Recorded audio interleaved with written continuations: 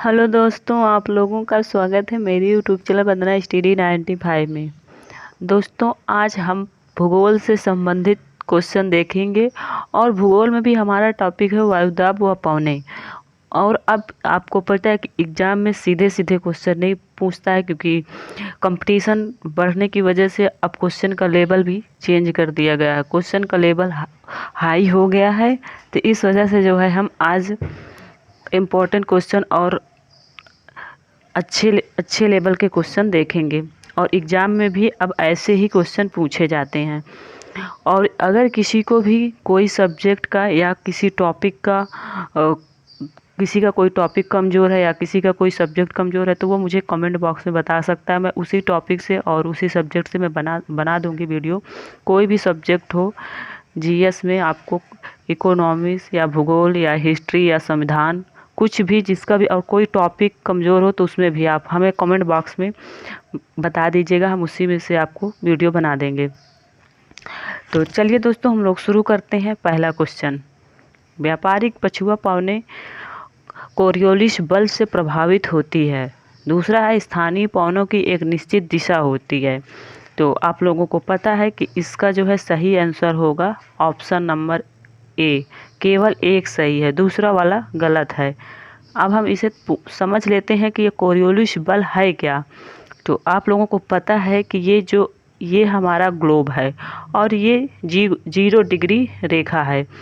तो हमारी जो कोरियोलिस बल है, ये पृथ्वी की घूर्णन, यानी कि यहाँ से शुरू करते और ये ऊपर चलते चलते ऐसे जो है अपनी मूल दिशा से, और ये जब ध्रुव तक पहुँच जाती है तो इसमें जो घर्षण की कारण लगने वाला बल जो है उसी को हम कोरियोलिस बल कहते हैं। और आप लोगों को पता है कि जब ये यहाँ से 0 डिग्री से ऊपर ऊपर ध्रुव की ओर, यानी कि 90, यहाँ ध्रुव जो है ये 90 डिग्री, तो जब ये ऊपर की ओर जाएगा तो इसका जो है घर्षण अधिक होगा, तो इसी को कोरियोलिस बल कहते हैं। तो इसका आपको कोरियोलिस बल की परिभाषा भी आप समझ सकते हैं कि कोरियोलिस बल का मान विषुवत रेखा से ध्रुवों की ओर जाने में लगातार बढ़ता जाता है। तो अगर एग्जाम में पूछ लेता कि कोरियोलिस बल का मान जो है सर्वाधिक कहाँ होता है, तो ध्रुवों पे होता है सर्वाधिक मान। तो आप लोग ऐसे ही समझ सकते हैं। इसके बाद अगला क्वेश्चन हम देखेंगे, इसका ये नंबर सही है और दूसरा गलत है। इसके बाद अगला है, मैं कोशिश करूँगी कि मैं आपको समझा सकूं, और बाकी आप खुद इतने समझदार हैं। इसके बाद मैं भी प्रयास करूँगी कि आपको मैं अच्छे से समझा सकूं। अगला क्वेश्चन है, निम्नलिखित स्थानीय पवनों में से कौन सी पवन अन्य से भिन्न है। तो आप लोगों को पता है कि इसका जो है सही आंसर होगा सी नंबर, मिस्ट्रल। क्यों? क्योंकि ये हमारी ठंडी पवनें हैं और बाकी जो है गर्म पवनें हैं। तो मिस्ट्रल जो है हमारी ठंडी पवन हो गई, इसीलिए भिन्न है। और अगर पूछ ले कि मिस्ट्रल जो है हमारी चलती कहाँ है, तो ये हमारी फ्रांस में चलती है। मिस्ट्रल पवन जो है ये फ्रांस में चलती है। और आप लोगों को पता है कि फान कहाँ चलती है, तो ये फान हमारी गर्म है और ये फान भी हमारी वहाँ फ्रांस में चलती है।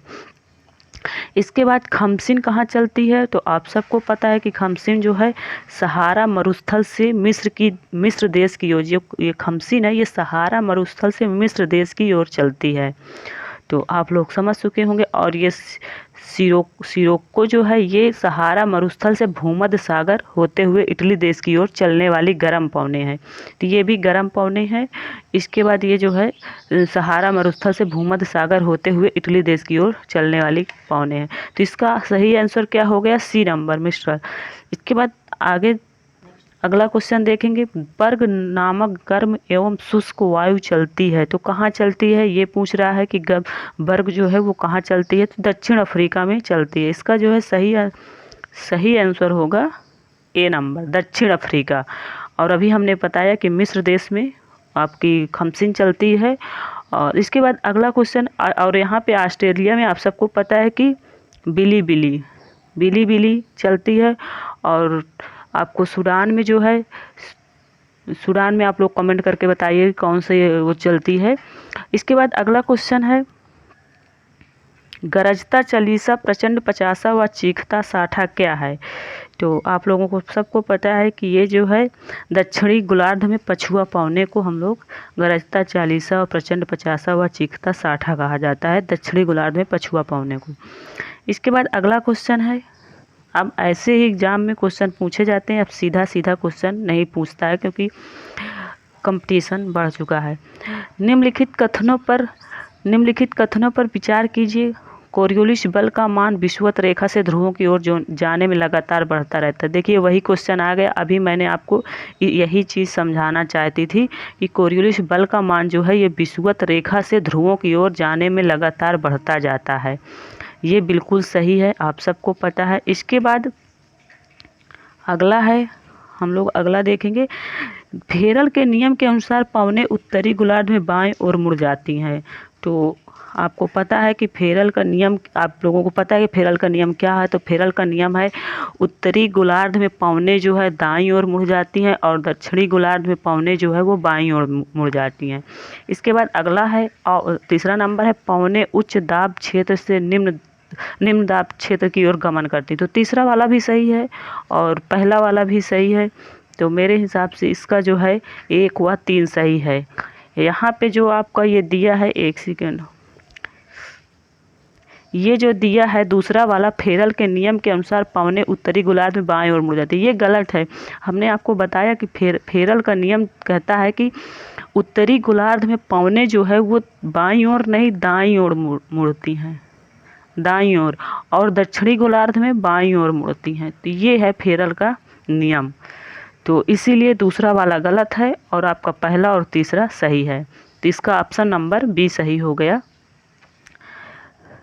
बी नंबर 1 व 3। अगला है, अगला क्वेश्चन देखेंगे, फेरल का नियम किसके संबंध में है। तो फेरल का नियम जो है, यहाँ पे ऑप्शन दिया है, वहाँ पे पूछ रहा है फेरल का नियम किसके संबंध में है। तो फेरल का नियम जो है गोलार्धों में पवन की वेग दिशा से है। इसका जो है संबंध गोलार्धों की पवन की वेग दिशा से संबंध है फेरल का नियम। अगला क्वेश्चन है, निम्नलिखित में से किस पवन को डॉक्टर पवन की संज्ञा दी गई है। तो आप लोगों को पता है कि इसको जो है बी नंबर हारमैटन को जो है डॉक्टर पवन के संज्ञा दी गई है। अगला क्वेश्चन हम लोग देखेंगे, इसको क्यों दिया गया है। आपके मन में सवाल उठता होगा कि क्यों दिया गया है डॉक्टर पवनों की संज्ञा। तो हम बता दें, इसलिए दिया गया, एक सहारा मरुस्थल से नाइजीरिया देश होते हुए जो है गिनी की खाड़ी क्षेत्र की ओर चलने वाली गर्म पवनें हैं। तो इन पवनों को डॉक्टर पवनों के नाम से जाना जाता है, क्योंकि जो सहारा मरुस्थल से नाइजीरिया देश की ओर गिनी की खाड़ी की ओर चलने वाली पवनों को ही डॉक्टर पवनों के नाम से जाना जाता है। अगला क्वेश्चन है, फ्रांस राष्ट्र में अंगूर के बागान में अंगूर को जल्दी पकाने में सहायक पवनें हैं। तो इसका सही आंसर होगा फान। ये आपका डी नंबर सही है। और ये शराब फान जो है ये शराब उद्योग में सहायक भी है। तो आप लोग इसको याद लगाइएगा कि, और ये फान चलती कहाँ है। तो ये फान जो है फ्रांस में चलती है। अगला क्वेश्चन है, निम्नलिखित में से तापजन्य वायुदाब पेटी है। तो तापजन्य वायुदाब पेटी कौन सी। तो इसका जो है ऑप्शन नंबर ए सही है, दक्षिणी ध्रुव उच्च दाब पेटी। आपका ऑप्शन नंबर ए सही है, दक्षिणी ध्रुवीय उच्च दाब पेटी। अगला क्वेश्चन है, ऊपर उठती हुई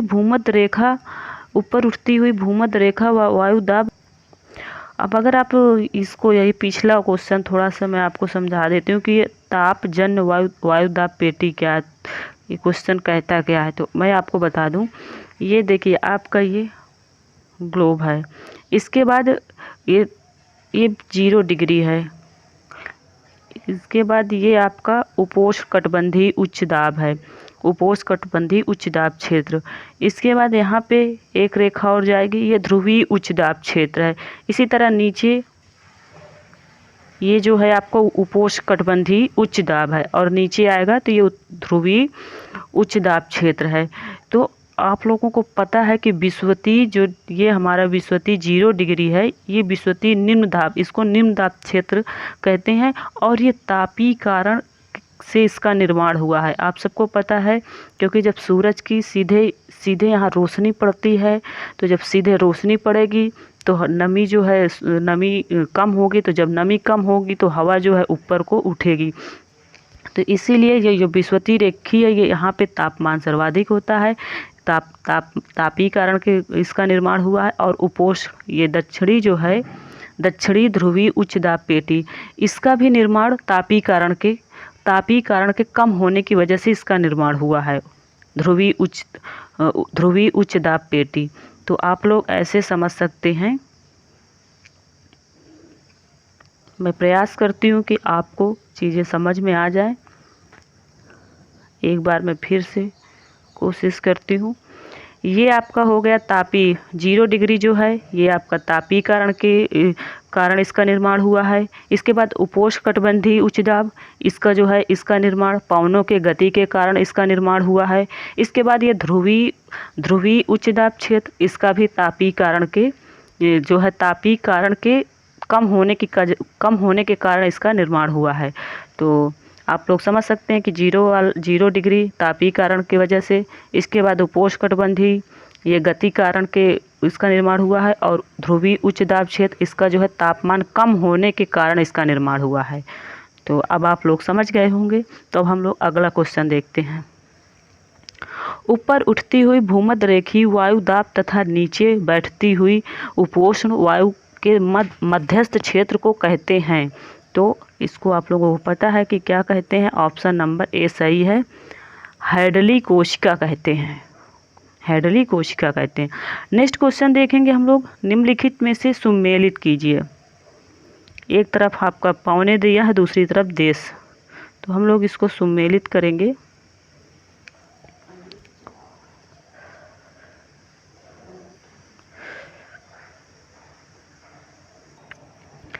तो एक तरफ देखिए स्थानीय पौने, दूसरी तरफ देश दिया है। स्थानीय पौने में दिया है एक तरफ ये योमा, एक मिनट हम लोग पेन ले लेते हैं। योमा दिया है, सिरोक्को दिया है, ब्रिकफील्डर, खमसिन, और दूसरी तरफ ऑस्ट्रेलिया, जापान, मिस्र, इटली। तो आप लोगों को पता है कि खमसिन कहाँ चलती है, तो खमसिन मिस्र में चलती है। तो हम लोग यहाँ से मिलान करेंगे। खमसिन मिस्र यानी कि डी का तीसरा नंबर। तो डी का तीसरा नंबर ये देखिए आप यहाँ से, सॉरी एक मिनट जो है क्या हो गया,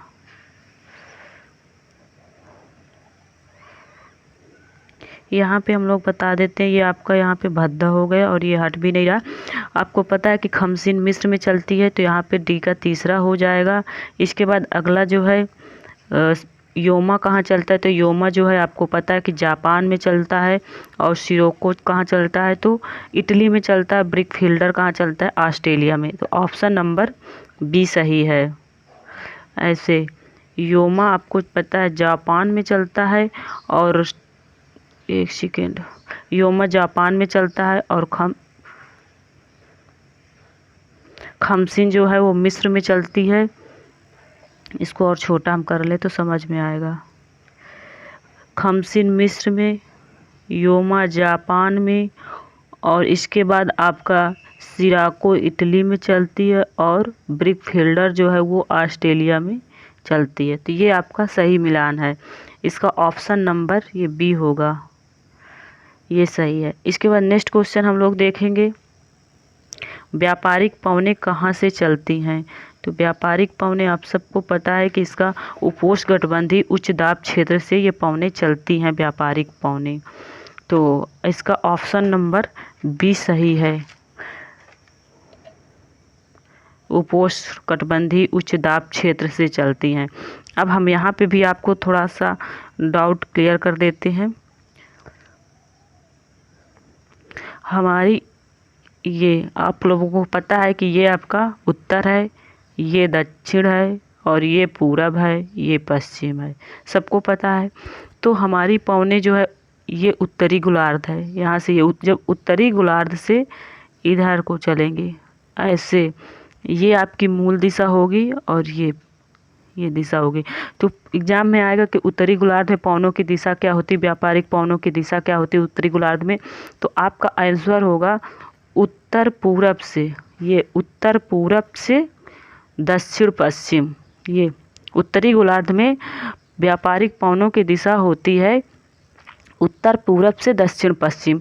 और दक्षिणी गोलार्ध में, तो ये दक्षिणी गोलार्ध में ये मूल स्थान रहेगा। और ऐसे ये, तो दक्षिणी गोलार्ध में पूछे कि व्यापारिक पवनों की दिशा क्या होती है, तो फिर आपका आंसर होगा दक्षिण, ये पूरब है, दक्षिण पूरब से और उत्तर पश्चिम। तो ये आपका ये मूल स्थान है और मूल स्थान से पवनें इधर को जा रही हैं।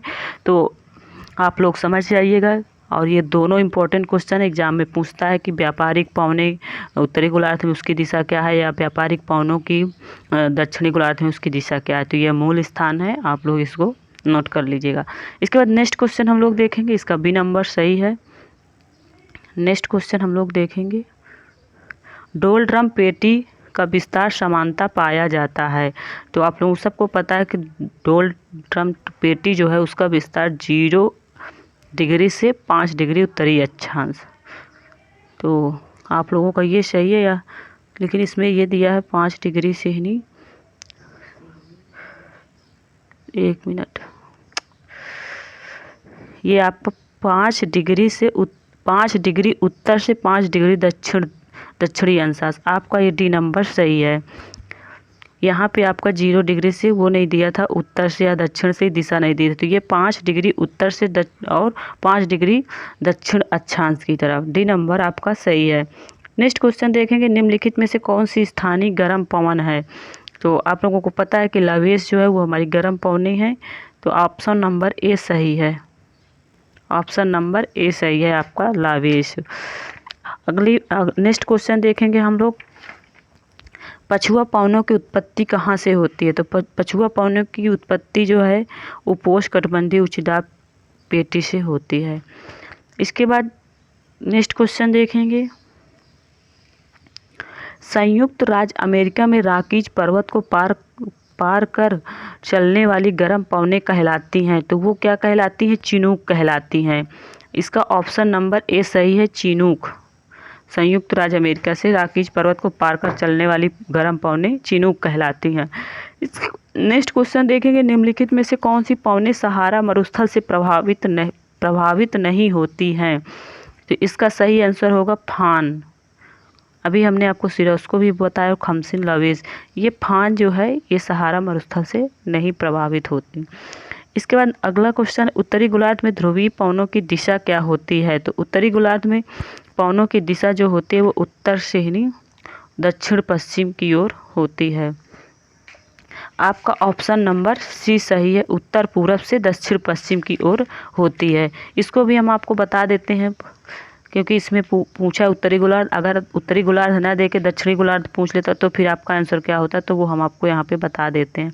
ये आपको सबको पता है कि ये उत्तर, ये पूरब और ये दक्षिण, ये पश्चिम, सबको पता है। तो हमारी जो उत्तरी गोलार्ध में पवनों की दिशा है वो मूल स्थान ये है, और यहाँ से ये ऐसे चलेगी। तो हमारा उत्तरी गोलार्ध में पूछे तो उत्तर पूरब से दक्षिण पश्चिम, और यही ऑप्शन में दिया है उत्तर पूरब से दक्षिण पश्चिम, ऑप्शन नंबर सी। अगर दक्षिणी गोलार्ध में पूछ लेता तो फिर आपकी मूल दिशा ये होती और ऐसे ये चलती। तो दक्षिणी गोलार्ध में हमारी जो है दिशा होती उत्तर पूरब से और उत्तर पश्चिम, ये हमारा होता उत्तर पूरब और उत्तर पश्चिम। तो ये आपका, आप लोग इसे भी याद लगाइए कि ऐसे, अब क्योंकि अब एग्जाम में सीधा सीधा नहीं पूछता, ऐसे ही घुमाने वाले क्वेश्चन देता है जिससे आप लोग कंफ्यूज रहें। तो आप लोग याद लगाइए कि ये मूल दिशा है। अगर आप लोगों को मूल दिशा पता है तो फिर आप कंफ्यूज नहीं होंगे। नेक्स्ट क्वेश्चन हम लोग देखेंगे, दक्षिणी गोलार्ध में ध्रुवीय पवनों की दिशा क्या होती है। देखिए वही क्वेश्चन पूछ लिया, ऑप्शन नंबर सी दक्षिण पूरब से उत्तर पश्चिम, अभी हमने बताया है आपको। तो इसका ऑप्शन नंबर सी सही है, हमने इसके पहले इसको बता चुकी हैं, दक्षिण पूरब से उत्तर पश्चिम। नेक्स्ट क्वेश्चन देखेंगे, दक्षिणी गोलार्ध में व्यापारिक पवनों की दिशा क्या होती है। तो दक्षिणी गोलार्ध में व्यापारिक पवनों की दिशा जो है बी नंबर सही है आपका। दक्षिण पूरब से उत्तर पश्चिम, इसको हम चार्ट के माध्यम से समझेंगे। ये आप सबको पता है, ये उत्तर, ये पूरब, ये दक्षिण, ये पश्चिम। तो जब व्यापारिक पौने उत्तरी गोलार्ध से पूछे तो फिर आपकी मूल स्थान ये होगी और इधर से पौने इधर की ओर चलेंगे। तो फिर उत्तरी गोलार्ध में व्यापारिक पौनों की दिशा क्या होगी? तो उत्तर पूरब से दक्षिण पश्चिम, ये हमारा आंसर होगा, उत्तर पूरब से दक्षिण पश्चिम। अगर दक्षिणी गोलार्ध में यहाँ पे पूछा है दक्षिणी गोलार्ध में व्यापारिक पवनों की दिशा क्या होगी, तो यहाँ पे जो है आपका मूल स्थान जो है दक्षिणी गोलार्ध में ये होगा और ये आपकी दिशा ये। तो दक्षिणी गोलार्ध में क्या होगा? दक्षिण पूरब से और उत्तर पश्चिम। तो यही दिया है ये ऑप्शन नंबर बी, दक्षिण पूरब से उत्तर पश्चिम। तो आप लोग इसको भी ऐसे ही बना लीजिएगा, 2-3 बार आप इससे बनाएंगे तो याद हो जाएगा। तो आज हमने 20 क्वेश्चन किए और इसके बाद हम कल 15 क्वेश्चन और करेंगे, तब हमारा जो है ये टॉपिक वायुदाब व पवने, ये टॉपिक हमारा कंप्लीट होगा। इसमें कुल 35 क्वेश्चन है और आप लोग बताइएगा कमेंट में क्वेश्चन कैसे लगे।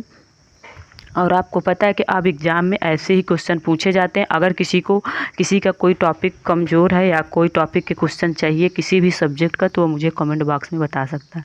तब तक के लिए नमस्कार।